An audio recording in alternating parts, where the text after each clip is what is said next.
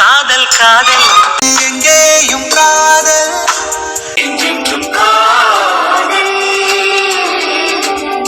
என்றென்றும் காதல்.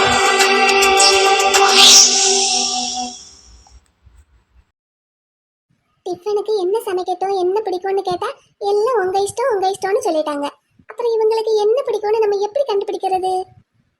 முக்கியமா என் குழந்தைனாருக்கு என்ன பிடிக்கும்னு நான் எப்படி கண்டுபிடிக்கிறது? அவர்கிட்ட கேட்டா உங்களுக்கு எது ஈஸியா இருக்கோ அதை சமைங்க மைனின்னு சொல்றாரு. இவர்கிட்ட கேட்டா என்னை ஒரு மாதிரியா பார்த்து பார்த்து சிரிக்கிறாரு. அதுக்கு தான் நான் ஒரு ஐடியா பண்ணியிருக்கேன். இட்லி பூரி பொங்கல் வடை தோசைன்னு எல்லாத்தையும் செஞ்சு வச்சிருக்கேன். எல்லாத்தையும் இவங்க முன்னாடி கொண்டு வந்து வச்சாச்சு. இப்போ இவங்க எதை எடுத்து எடுத்து சாப்பிட்றாங்களோ அதுதான் இவங்களுக்கு பிடிச்சதுன்னு நம்ம கண்டுபிடிச்சிடலாம். மைனி சிஸ்டர். மலர் மேடம். மலரக்கா என்ன சமைச்சு வச்சுட்டு இப்படி மேல பாத்துட்டு இருந்தா யார் எங்களுக்கு எடுத்து வைப்பாங்க? நீங்களே எடுத்து வச்சு சாப்பிடுங்களே. அது சரிப்பட்டு வராது. சமைச்ச எங்க சிஸ்டர் தான் எங்களுக்கு சாப்பாடு வைக்கணும். என்னடா? ஆமா ஆமா. ஐயோ இல்ல குழந்தைனாரே, எனக்கு சமைச்சது ஒரே டயர்டா இருக்கு. நீங்களே எடுத்து வச்சு சாப்பிடுங்களே. சரி அப்ப கொஞ்ச நேரம் ரெஸ்ட் எடுத்துட்டு வாங்க, அப்புறமா சாப்பிட்டுக்கிறோம் நாங்க. என்னடா இது, நேரடியா கேட்டாலும் சொல்ல மாட்டேங்கிறாங்க. நம்மளா கண்டுபிடிப்போம்னு பார்த்தா அதுக்கும் கேட்டு போடுறாங்க. சரி நானே வைக்கிறேன். குழந்தைனாரே உங்களுக்கு என்ன வைக்கட்டும்? எனக்கு ஒரு 4 இட்லி. இட்லியா? சரி. குமாரண்ணா உங்களுக்கு என்ன வைக்கட்டும்? எனக்கு ஒரு 5 இட்லி. உங்களுக்கும் இட்லியா? வீரண்ணா உங்களுக்கு? எனக்கும் ஒரு 4 இட்லி. என்னங்கடா இது? மலர் மேடம் என்னையும் கேட்கல. உங்களுக்கு? எனக்கு ஒரு 10 பூ. எனக்கு ஒரு 10 இட்லி. எல்லாருக்கும் இட்லி தான் பிடிக்குமா? மலரு நீ அவங்களுக்கு டெஸ்ட் வச்ச, அவங்க உன்னைய பாஸ் ஆக்குறாங்க மலரு. அப்படியே ஐசு சொல்ற? ஆமா கேளு. குழந்தைனாரே உங்களுக்கு என்ன பிடிக்கும்னு சொல்லிருங்களே. மைனி 4 இட்லி கேட்டேன் மைனி. இட்லி வச்சு தர்றேன், ஆனா உங்களுக்கு உண்மையிலேயே என்ன பிடிக்கும்னு சொல்லுங்களேன் ப்ளீஸ். உண்மையிலேயே இட்லி தான் பிடிக்கும். இட்ஸ் வெரி குட் ஃபார் ஹெல்த்னா. ஆமாதான். இல்ல இல்ல அது குழந்தைனாரே உண்மையை சொல்லுங்க ப்ளீஸ். மலரு நீ எவ்வளவு கேட்டாலும் சொல்ல மாட்டாங்கன்னு நினைக்கிறேன். அப்படியா? குமாரண்ணா உங்களுக்கு? எனக்கும் இட்லி தான் பிடிக்கும். இல்ல போய் நீங்க வேணும்னு சொல்றீங்க. அது எப்படி எல்லாருக்கும் ஒரே மாதிரி இட்லியா பிடிக்கும்? அதுவும் நான் இத்தனை செஞ்சு வச்சிருக்கும் போது.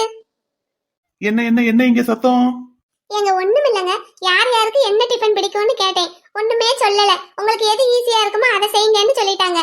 சரி அதை நானும் கண்டுபிடிக்கிறதுக்காக எனக்கு தெரிஞ்ச எல்லா டிஃபனையும் செஞ்சு வச்சுட்டு பாத்துக்கிட்டு இருக்கேங்க.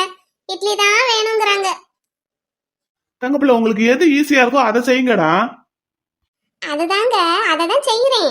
இல்ல தெரிஞ்சுக்கிறதுக்காக கேக்குறேங்க. இவனுங்க சொல்ல மாட்டாங்கடா நீங்க எவ்வளவு கேட்டாலும். ஏங்க? அப்புறம் ஒரு 4 கிழமை பண்டிகைன்னா நீங்க எல்லாத்தையும் செஞ்சுக்கிட்டு இருப்பீங்க, அதுக்காக தான். அட அதுக்காகத்தானா சொல்லாம இருக்காங்க? சரி ஏங்க உங்களுக்கு என்னங்க பிடிக்கும்? எனக்கு ஒரு 4 இட்லி கொடுத்தீங்கன்னா சாப்பிட்டு போய் அடுத்த வேலையை பார்ப்பேன். நானும் காலையில இருந்து அடுப்படியவே சுத்தி சுத்தி வர்றேன், இன்னும் ஒரு வாய் டீ கூட கொடுக்கல. ஏங்க குடிச்சிட்டு குடிக்கலனே சொல்லாதீங்கங்க. நீங்க எப்ப கொடுத்தீங்க? இங்க வச்சிருந்தேன்லங்க டம்ளர்ல. அது அந்த கணக்கு வேற, நீங்க கொடுத்தீங்களா? அது நான் தான் போட்டேன். இருந்தது எடுத்து குடிச்சேன், அந்த கணக்கு வேற. நீங்க கொடுத்தீங்களா அதை மட்டும் சொல்லுங்க. ஐசு எப்படி சிக்கிக்கிட்டு இருக்கேன்னு பாத்தியா? சமாளி, வேற என்ன பண்றது? குழந்தனாரே சொல்லுங்க மேனி. சரி நான் ரொம்ப கஷ்டப்பட்டெல்லாம் சமைக்க மாட்டேன். உங்களுக்கு என்ன பிடிக்கும்னு சொல்லுங்களேன். உங்க அண்ணன் கிட்ட இருந்து என்ன காப்பாத்துங்க. நம்ம 2 பேரும் ஒரு டீமா இருந்துக்கிடுவோம். நீங்க வேணா டீம் லீடரா இருந்துக்கோங்க. ஓகே மைனி, டன். அப்ப இப்பையில இருந்து நம்ம 2 பேரும் ஒரு டீம். ஓகே. அப்ப உங்களுக்கு என்ன பிடிக்கும்னு சொல்லுங்க. டீம் லீடருக்கு என்ன பிடிக்கும்னு டீம் மெம்பருக்கு தெரியாம இருக்க கூடாதுல. சொல்றேன், ஆனா நீங்க எப்பவும் அதே பண்ணக்கூடாது. Okay okay. எனக்கு பூரி பிடிக்கும். பாத்தியா? குமார் ப்ரோவுக்கும் அதுதான். பாத்தீங்களா? ஏகா எங்களுக்கு எது கொடுத்தாலும் சாப்பிடுவோம். குழந்தைனாரே பாத்தியா இருக்கு? ப்ரோக்கு டிஃபன்ல சப்பாத்தி, ஆனா எப்பவும் வீட்டுல இட்லி தான் சாப்பிடுவாரு. நாங்க எல்லாருமே எப்பவும் இட்லி தான் கேட்போம். நீங்க வீட்டு வேலையும் பார்த்துட்டு ஸ்கூலுக்கும் போயிட்டு இருக்கீங்கல்ல, அதனால உங்களை தொந்தரவு பண்ணக்கூடாதுங்கிறது எங்க பிளான். எப்பவும் நம்ம வீட்ல சாட்டர்டே சண்டே பூரி சப்பாத்தி. அதுக்கு ப்ரோ தான் உங்களுக்கு மாவு பிணைஞ்சு கொடுக்கறதுக்கு ஹெல்ப் பண்ணுவாரு.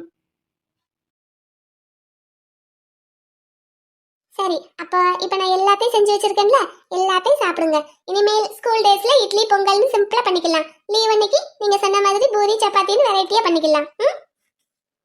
Okay done. சரி, எடுத்து வைக்கட்டுமா? ஓகே. என்னங்க உங்களுக்கு? எல்லாரும் சாப்பிடட்டும்டா. ஐஸ்வர்யா நீங்களும் சாப்பிடுங்கம்மா. அண்ணே, நான் வரும்போது தான் சாப்பிட்டு வந்தேன். அப்பாவுக்கு நீங்க இங்க வந்தது தெரியுமா? அம்மா கிட்ட மட்டும் சொல்லிட்டு வந்தேன். சரி. தங்கப்பிள்ளை நீங்களும் சாப்பிடுங்கடா. நான் வேணா எல்லாருக்கும் வைக்கிறேன். இல்லங்க, நானே வைக்கிறேன். சரி பாருங்க, நான் வேலையை பாக்குறேன். சாம்பார் ஒரு பக்கம் கொதிக்குது, குழம்புக்கு அவன் மசாலா அரைக்கிறான். இன்னும் வேற என்ன வேலை இருக்கு மலரு? கபாலி அண்ணாவும் குமார் அண்ணாவும் காய்கறி எல்லாம் கட் பண்ணிக்கிட்டு இருக்காங்க. அவங்க கொண்டு வந்தாங்கன்னா ஒரு பக்கம் கூட்டு ஒரு பக்கம் பொரியல்னு முடிச்சிடலாம். இந்த சின்ன மாடு என்னத்துக்கு உட்காந்து வெங்காயத்தை உரிச்சுக்கிட்டு இருக்கு? புளிக்குழம்புக்கு. உரிக்கட்டும் உரிக்கட்டும். டேய், ஆ, ஆ, ஆ. என்னடா? ஆமா, உன் வீட்டுக்காரன் எங்க? இந்த அவங்க பின்னாடி. என்ன வச்சிருக்க உன் நாத்தனார் வீட்டுக்காரனுக்கு? ஒரு இடத்துல நிக்குது அந்த மாடு, வீடை சுத்திக்கிட்டே வருதுயா. நான் ஒரு இடத்துல நின்னுட்டா கறி வேலையை யார் பாக்குறது? இன்னைக்கு ஒரு நாளைக்கு லீவத்தையும் போட வேண்டியதானே? நான் இன்னைக்கு ஒரு நாள் தான் அந்த கறி வேலையவே பாக்குறேன். ஏங்க, அப்பனா என் கூட ஸ்கூலுக்கு வருவீங்களா? வரணும்லடா. நான் ஸ்கூல்ல கேட்ட நேரம் அங்க ஒரு போஸ்டிங் காலியா இருந்தது, எனக்கு கொடுத்தாங்க. இப்போ நீங்க இங்க வந்துட்டீங்கிறதுக்காக அதை அம்போன்னு விட்டுட்டு வர முடியாதுல்ல. இன்னும் கொஞ்ச நாள் தானே, ஆனுவல் எக்ஸாம் முடிஞ்சு லீவ் விட்டுருவாங்கல்ல. அதுக்குள்ள அவங்க போஸ்டிங்க்கு வேற ஆள் பாத்துருவாங்க. அதுக்கப்புறம் நான் வீட்டுல இருந்துக்கிறேன். ம். அக்கா மச்சான் எப்போ வருவாரு? வருவாருடா. காலையில டிஃபனை சாப்பிட்டுட்டு கொஞ்ச நேரம் தூங்குறேன்ட்டு தூங்குனாரு. மத்தியானம் சாப்பாட்டுக்கு எந்திச்சு வந்துருவாரு. நீ ஏன் என்னை திரும்பி பார்க்காம பதில் சொல்ற? இந்த மாடை பாரு, முதல்ல நிமிந்து பார்க்காமயே இருக்கு. இந்தா கருப்பாயி, உனக்கு என்ன வேணும்? வேலை பார்க்க விடுறியா மனுஷனை? மலரக்கா, அரைச்சது போதுமான்னு பாருங்க. இந்த பக்கமும் போதும். வத்த குழம்புக்கு இப்படி இருந்தாதான் நல்லா இருக்கும். அப்ப எடுத்துறவா? எடுத்துருங்க. ஏதேது வேலையெல்லாம் ரொம்ப ஃபோர்ஸா நடக்குது போல. ப்ரோ, நான் வத்த குழம்புக்கு வெங்காயம் உரிக்கிறேன். உரி உரி. நான் மசாலா அரைக்கிறேன். என்ன பதில காணும்? என்ன, நான் மசாலா அரைக்கிறேன்னு சொன்னேன். பாத்துக்கிட்டு தானடா இருக்கேன். சே, தப்பிச்சிட்டான்டா. பாப்பாக்கா, முத்துக்கால என்ன, நான் வெங்காயம் உரிக்கிறேன்னு சொல்லவும் கருப்பண்ணே உரி உரி அப்படின்னு சொன்னாங்க. அப்புறம் நான் மசாலா அரைக்கிறேன்னு சொல்லவும் கருப்பண்ணே அரை அரை அப்படின்னு சொல்லுவாங்கன்னு தானே நீங்க எதிர்பார்த்தீங்க? ஆமாடா, அவன் அப்படி சொல்லுவான், பலார்னு ஒரு அறைய வைப்போன்னு பார்த்தேன். வாய்ப்பில்லை வாய்ப்பில்லை. நான் என் வீட்டுல கூட வெங்காயம் வெட்டினது இல்ல. என் பொண்டாட்டி என்னை ஒரு வேலை செய்ய விட மாட்டா. கரி கரி கரி கரி கரி கரி காய்களும் இங்கே, கருவேப்பிலை எங்கே? பாக்குற வேலைக்கு இந்த பாட்டு ஒண்ணுதான் குறைச்சல். கல்யாண சமையல் சாதம், காய்கறிகளும் பிரமாதம், இது கௌரவ பிரசாதம், இதுவே எனக்கு போதும்.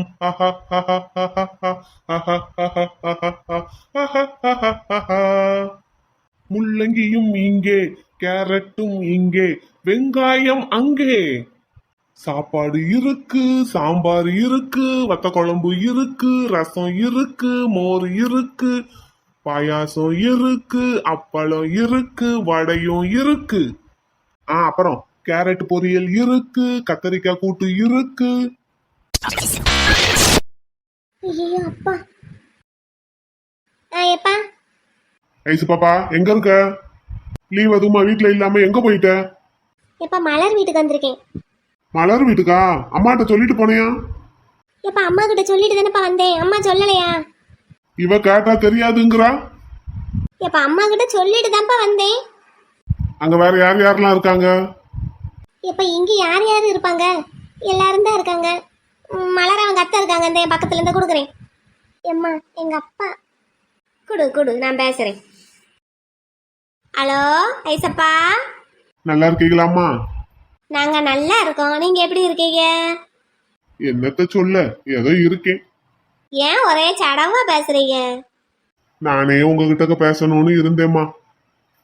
என்ன விஷயம்? அதான் நம்ம தம்பியோட ஃப்ரெண்டு இருக்கா, அப்படி இல்ல குமாரு. அம்மா, அந்த பிள்ளைக்கு என்ன? உங்களுக்கு விஷயம் தெரியாதா இல்ல தெரிஞ்சுக்கிட்டும் தெரியாத மாதிரி பேசுறீங்களா? எனக்கு ஒன்றும் தெரியாதே. என் பிள்ளைக்கு ஒரு நல்ல சம்பந்தம் வந்திருந்ததுமா, அத அந்த தம்பி வந்து கெடுத்து விட்டுருச்சு. நான் எங்க வீட்டு பிள்ளையான்னு நினைச்சேன் அந்த தம்பிய. கோயில்ல அத்தனை பேர் மத்தியில வந்து ஆடிக்கிட்டும் பாடிக்கிட்டும் என் மூக்கு அறுத்த மாதிரி பண்ணிட்டு போயிட்டாருமா. ஊர்ல பெரிய மனுஷன் நானு, சபையில வச்சு என்னை எந்த மாதிரி அசிங்கப்படுத்திட்டாரு தெரியுமா? சரி, இது போன்ல பேசுற விஷயம் இல்ல, ஒரு நாளைக்கு நேர்ல பேசுவோமா? வருத்தப்படாதீங்க, நான் எடுத்து சொல்றேன். ஆமாம்மா, நீங்க அந்த தம்பிக்கு கொஞ்சம் புத்திமதி சொல்லி என் பிள்ளை வழியில குறுக்கிடாம இருக்கணும்னு சொல்லுங்களேன். இன்னைக்கு லீவு, அந்த தம்பியும் அங்கதான் இருப்பாருன்னு எனக்கு தெரியும். இருந்தாலும் நீங்க இருக்கீங்கிற தைரியத்துலதான் என் மகளை அங்க விட்டு வச்சிருக்கேன் இப்ப. நாங்க பாத்துக்கிறோம். சரி, நான் அப்ப வச்சிடுறேன். எங்க பாப்பா கிட்ட சொல்லிருங்க. ஆட்டும். என்னம்மா சொன்னாரு? உங்க அப்பா ரொம்ப வருத்தப்படுறாரா தாயி? அவர் பண்றது மட்டும் சரியா? அடே, பொம்பளை பிள்ளைய பெத்தவங்களுக்கு கல்யாண விஷயத்துல பயம் இருக்கதே செய்யும். அதுக்கு ஏத்தாப்புல என்னத்தையாவது செஞ்சுக்கிட்டுதே இருப்பாங்க. அதையெல்லாம் அவங்க நம்ம மேல வச்சிருக்கிற அன்புன்னு தான் நம்ம எடுத்துக்கிடணுமே தவிர, அவங்க தப்பா ஒரு காரியம் செய்யறாங்கன்னு நினைச்சு நம்மளும் அதே காரியத்தை செய்யக்கூடாது.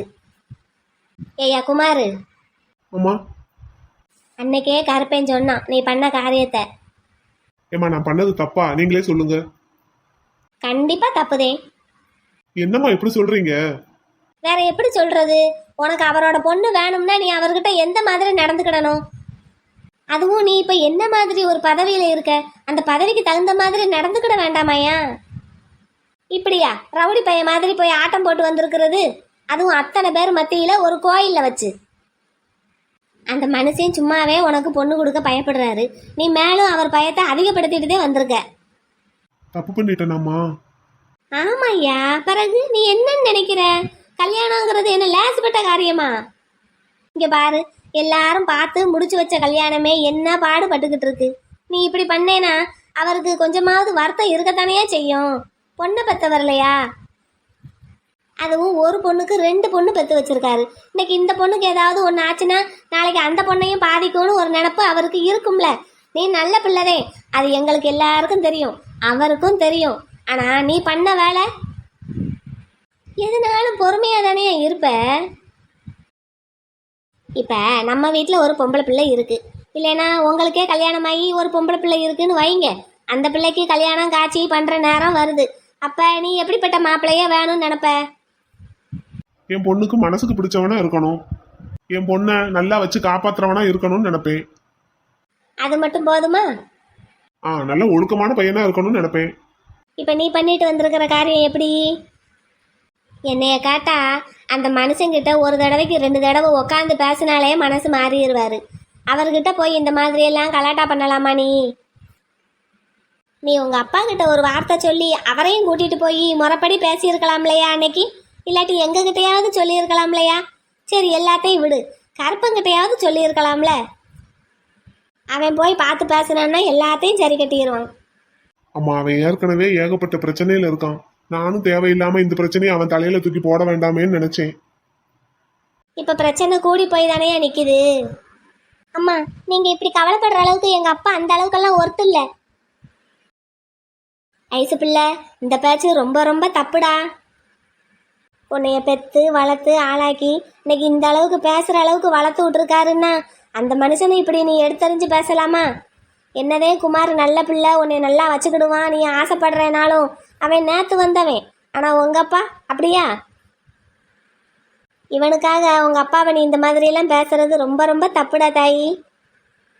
நீங்க இப்படியெல்லாம் பேசி பழகி இருந்தீங்கன்னு வைங்க, நாளைக்கு உங்களுக்கு கல்யாணம் முடிச்சதுக்கு அப்புறம் ஒரு குழந்தை பிறக்கும். அந்த குழந்தை உங்களை இப்படிதான் பேசும். அப்போ உங்களால தாங்க முடியுமா? என்னடா வந்த இடத்துல அம்மா இப்படியெல்லாம் பேசிட்டாங்களேன்னு பார்க்காதடா ஐசு. இல்லம்மா, அப்படியெல்லாம் நினைக்கல. நீ எங்க வீட்டு பிள்ளைடா தாயி, உனக்கு ஒரு நல்லது கெட்டதுன்னா நாங்க தானே முன்னாடி இருந்து செய்யணும். உனக்கு ஒன்று தெரியுமா? முதல்ல அந்த சுப்பிரமணி பிள்ளை உன்னை பொண்ணு கேட்க வந்தான்ல, அன்னைக்கு குமார் நடந்துகிட்ட விதத்தை பார்த்து உங்க அப்பாவுக்கு குமாரை ரொம்ப பிடிச்சு போச்சு. அவன் வசதி இல்லாதவன்னு பார்க்கல, வேலை இல்லாதவன்னு பார்க்கல.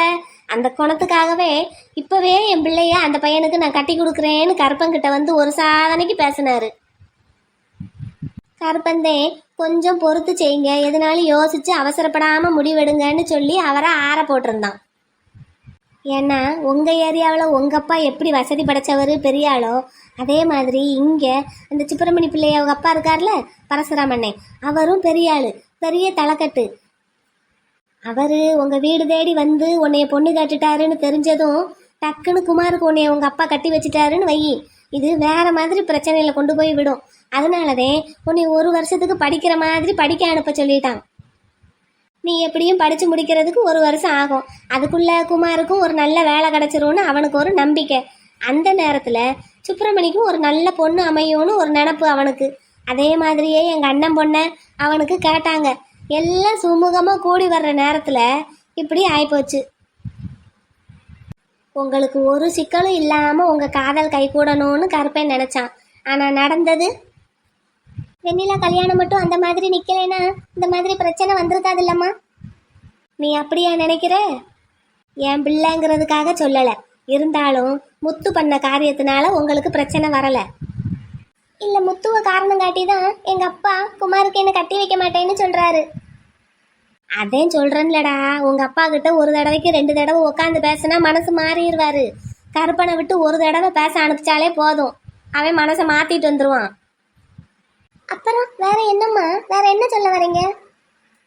முத்துவுக்கும் வெண்ணிலாவுக்கும் கல்யாணம் நின்னதுனால, முத்து அந்த மாதிரி ஒரு வேலை பண்ணினதுனால உங்க காதல்ல பிரச்சனை வந்துருச்சுன்னு நீங்க நினைச்சுக்கிட்டு இருக்கீங்க, அப்படித்தானே? ஆமா, அப்படித்தான் நினைச்சுக்கிட்டு இருக்கேன். அப்படி கிடையாது. நான் என்ன சொல்றேன்னா, நீயும் குமாரும் நடந்துகிட்ட விதந்தே முத்துவோட கல்யாணம் அந்த நேரத்துல நிக்கிறதுக்கு காரணம். என்னம்மா சொல்றீங்க? கருப்பேன் அடிக்கடி குமார்கிட்ட ஒரு வார்த்தை சொல்லிக்கிட்டே இருப்பான். நம்ம எல்லாரோட வாழ்க்கையும் ஒண்ணுல ஒண்ணு பின்னி பிணைஞ்சு கிடக்கு, ஏதாவது ஒரு இடத்துல தப்பு நடந்தா மொத்த பேரோட வாழ்க்கையும் பாதிக்கும்னு சொல்லிக்கிட்டே இருப்பான். சொல்லியிருக்கானா இல்லையா ஐயா குமாரு? ஆமாம்மா, வளர்மதி சிஸ்டர் விஷயத்துல கூட ஒரு தடவை சொன்னான், அதுக்கப்புறமும் சொல்லியிருக்கான். அதேதே, முத்து வெண்ணிலா கல்யாணத்துக்கு முத நாள் உனக்கும் சுப்பிரமணிக்கும் பேச்சுவார்த்தை நடந்ததுல அவன் சமாதானம் ஆனானா? ஆகவே இல்லை. நான் எவ்வளவோ சொல்லி பார்த்தேன், கேட்கவே இல்லை. அவன் பார்த்துட்டு வந்த பொண்ணை நீ காதலிச்சிட்டேன்னு கோபம் அவனுக்கு. அது எனக்கும் தெரியுமா. அவன் என்கிட்ட பேசும்போதே ஒரு மாதிரியா தான் பேசினான். அப்பயாவது நீங்க கொஞ்சம் சூதானமா இருந்திருக்கணும். இப்ப முத்து அந்த விக்கி பிள்ளைய அடிச்சு ஒரு இடத்துல போட்டு வச்சிருக்கான். இவங்க கண்டுபிடிச்சு காப்பாற்ற போயிருக்காங்க. அப்ப அந்த பதட்டத்துல முதல்ல தூக்கிட்டு போய் ஆஸ்பத்திரியில சேர்ப்பாங்களா, இல்லைன்னா அந்த இக்கட்டான நேரத்துலையும் வாக்குமூலம் வாங்குவாங்களா? அந்த வேலையை பண்ணது என்னமோ அந்த அரவிந்து தான்னாலும் அந்த இடத்துல சுப்பிரமணி பிள்ளை இருந்திருக்கு. அப்ப சுப்பிரமணி பிள்ளை நல்ல மனநிலையில இருந்திருந்ததுன்னா தான் நெருங்கின நண்பனோட தம்பிக்கு அந்த மாதிரி ஒரு நிலைமை வர விடுறதுக்கு சம்மதிச்சிருக்க மாட்டான். இது எல்லாத்துக்கும் காரணம் கருப்பந்தான்னு அவனுக்கு ஒரு நினப்பு அந்த சுப்பிரமணிக்கு. நீயும் ஐஸ்வர்யாவும் ஒருத்தருக்கு ஒருத்தர் விரும்புறையேன்னு தெரிஞ்சு உங்க அப்பா அவங்கிட்ட பேசினப்ப உங்க அப்பா கிட்ட இந்த மாதிரி எல்லாம் நடத்த சொல்லி அவன் தான் சொல்லியிருக்கான். அது இந்த அரவிந்த் மூலமா சுப்பிரமணிக்கு தெரிஞ்சு வச்சு. அப்புறம் எங்க அண்ணன் வீட்லயும் எங்க அண்ணன் பிள்ளைய சுப்பிரமணிக்கு கொடுக்கறதா இருந்தாங்களா. முத்து வெண்ணிலா கல்யாணத்துக்கு மறுநாளுதான் அவங்க கல்யாணமும் நடக்கிறதா இருந்தது. கருப்பன் எதேச்சே ஒரு வார்த்தை சொன்னான், இப்படி ஒரே நேரத்துல ஒரே வீட்டில் 2 கல்யாணம் இருந்தா எந்த வேலையத்தையும் பார்க்கறதுன்னு. எங்க அண்ணனும் அவ்வளவு நேரம் யோசிக்காதவர் அப்பதையும் போய் யோசிச்சு இந்த கல்யாணத்தை தள்ளி போட்டுட்டு வந்துட்டாரு 1 மாசத்துக்குதான். அதுவும் அவனுக்கு ஒரு மன உறுத்தலா போச்சு. எல்லாம் சேர்ந்துதே என்ன பண்ணான்னு தெரியாம அந்த சுப்பிரமணி பிள்ளை இப்படி ஒரு முடிவு எடுத்துருச்சு. இல்லாட்டி தான் நெருங்கின நண்பனோட தம்பின்னு தெரிஞ்சதுக்கு அப்புறமும் கேசு கொடுப்பானா? முதல்ல தன் தம்பி என்ன தப்பு பண்ணான்னு தான் கேட்டிருப்பான். அப்படிப்பட்ட பிள்ளைதான் அந்த சுப்பிரமணி. ஆக மொத்தத்துல இந்த ஐஸ்வர்யா பிள்ளை, 2வது வெண்ணிலா பிள்ளை, அப்புறம் எங்க அண்ணன் பிள்ளை கல்யாணத்துக்கு தடையா இருந்தது கருப்பந்தேன் அப்படின்னு அந்த அரவிந்து சுப்பிரமணி பிள்ளை மனசுல பதிய வச்சுட்டான்.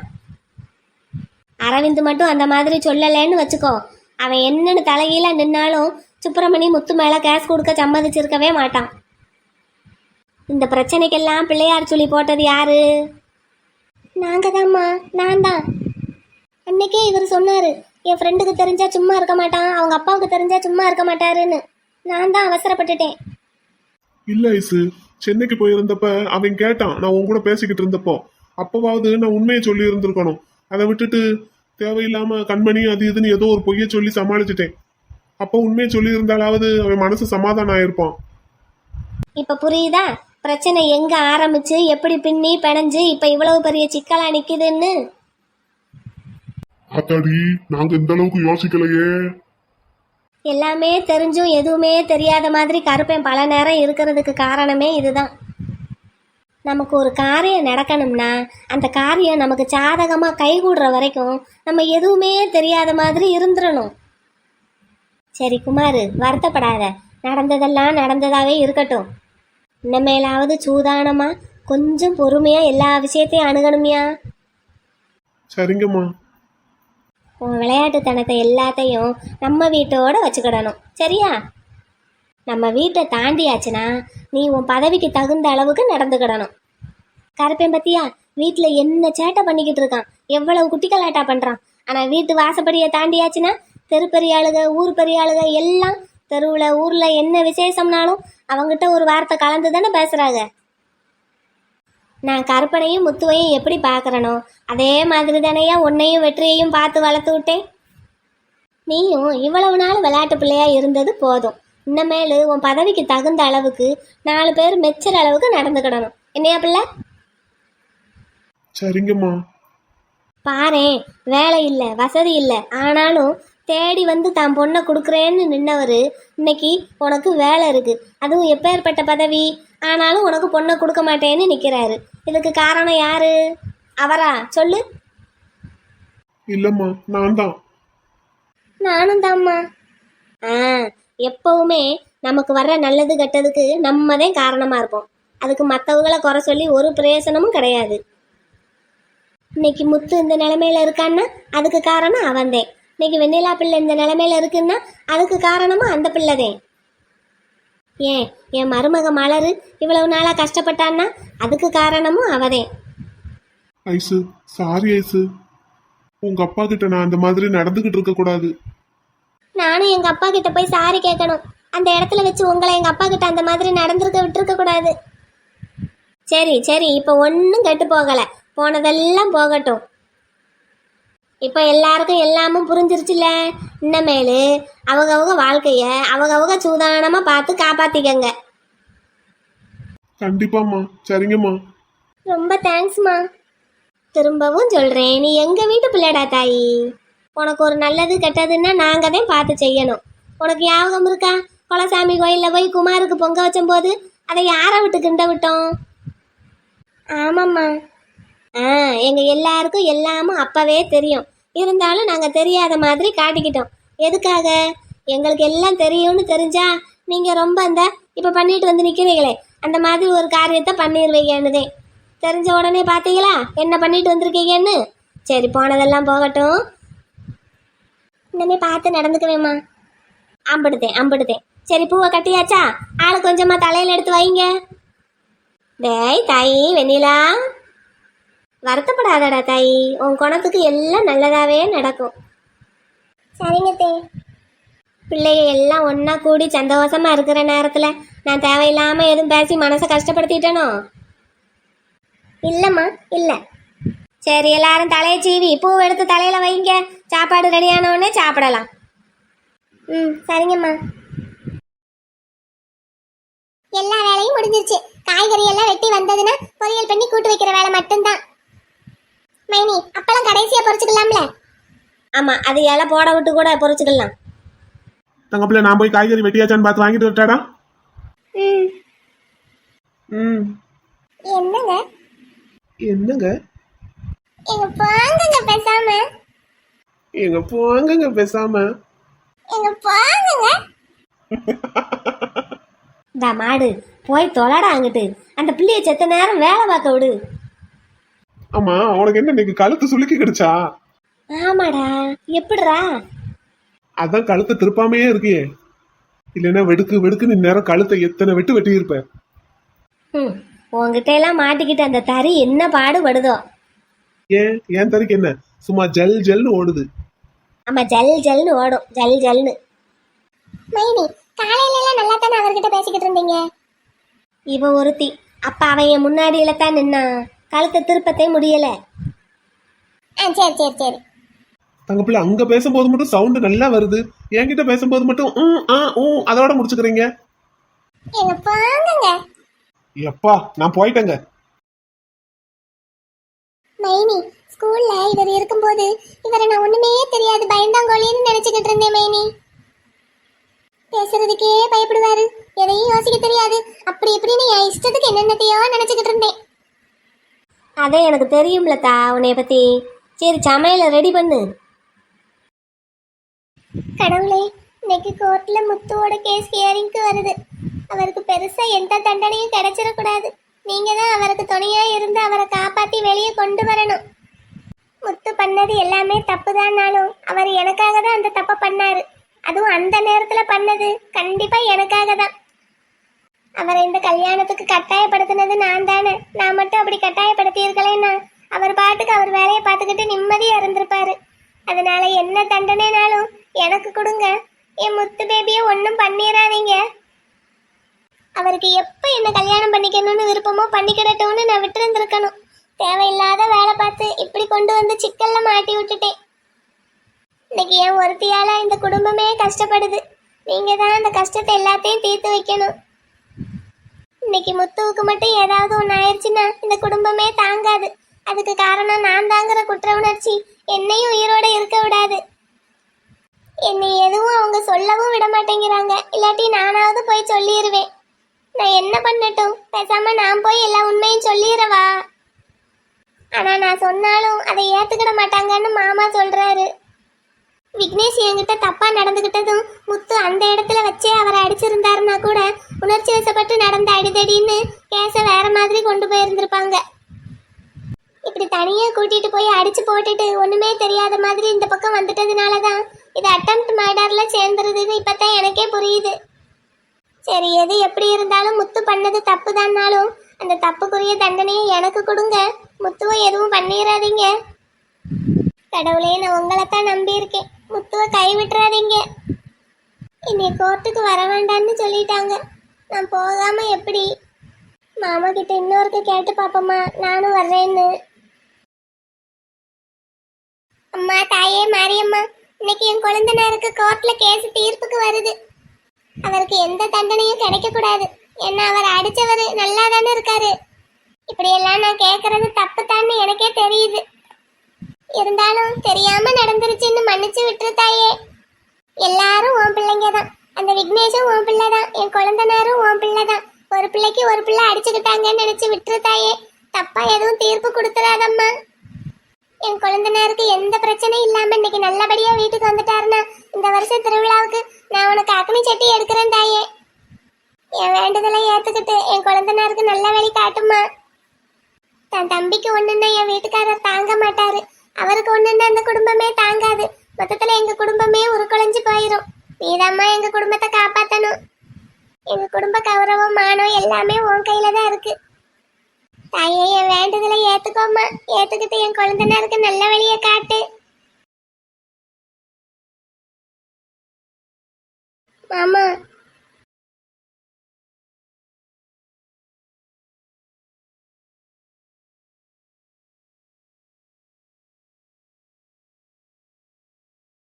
என்னம்மா? நானும் கோர்ட்டுக்கு வரட்டுமா? அப்பவே வேண்டான்னு சொன்னேன்ல. ப்ளீஸ் மாமா, ப்ளீஸ் மாமா. ஒருவேளை அவருக்கு தண்டனை கொடுத்து ஜெயில போட்டுட்டாங்கன்னா அவரை நான் அப்புறம் பார்க்கவே முடியாது மாமா.